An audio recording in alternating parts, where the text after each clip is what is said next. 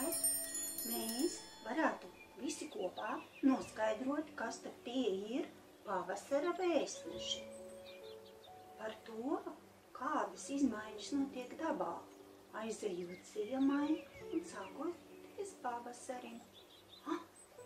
Mēs jau dzirdam vienus pavasara vēstnešus, bet kas tad vēl ir tas dabā, kas vēstī pavasaris klāt, pavasaris klāt?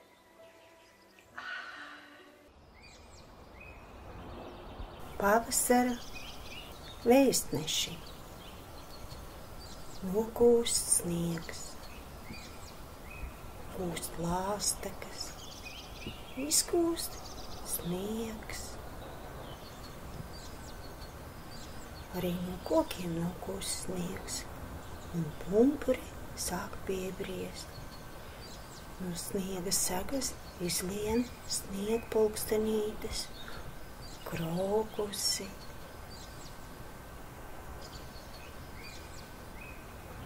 Pirmie pavasara vēstneši ir gan ziedošās sniegpulkstenītes, gan zaļojošā zāle uz laukiem un pļavās.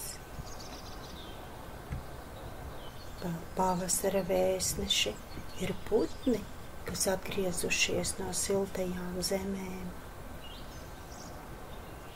Pūpoli, kas uzzied.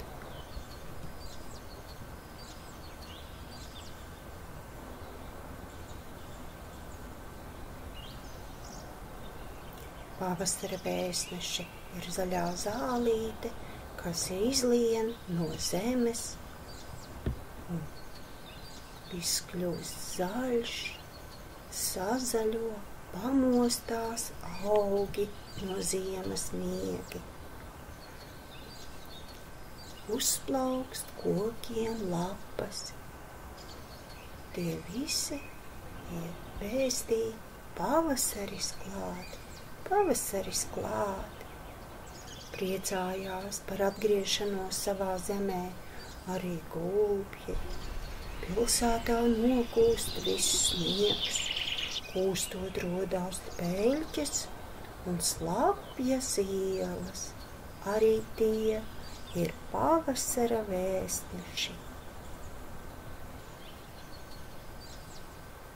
Pavasarī, kad kūst ledus no ūdens, veidojās pali. Dažreiz pali izveido arī plūdus un apludina blakus sev teritoriju.